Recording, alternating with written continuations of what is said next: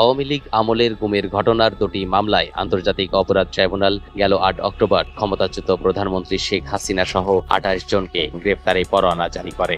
তাদের মধ্যে ২৫ জনই সেনাবাহিনীর সাবেক ও বর্তমান কর্মকর্তা। এদের মধ্যে সবচেয়ে আলোচিত ছিলেন মেজর জেনারেল কবির।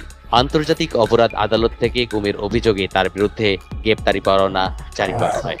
এরপর থেকেই তার অবস্থান নিয়ে জল্পনা কল্পনা শুরু হয়। গেল ১১ অক্টোবর সেনা সদর জানায় মেজর জেনারেল কবির ইলিগালি অ্যাবসেন্ট। তিনি যেন বিদেশে পালিয়ে যেতে না পারেন সেজন্য তাকে ধরতে সীমান্তে সতর্কতা জারি করা হয়েছে।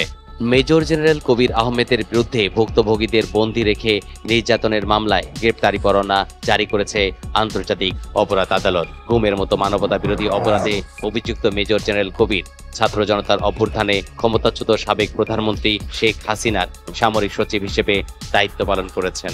এদিকে যাকে নিয়ে এত জল্পনা কল্পনা, সেই মেজর জেনারেল কবির আহমেদ দেশ থেকে পালিয়ে ভারতে আশ্রয় নিয়েছেন।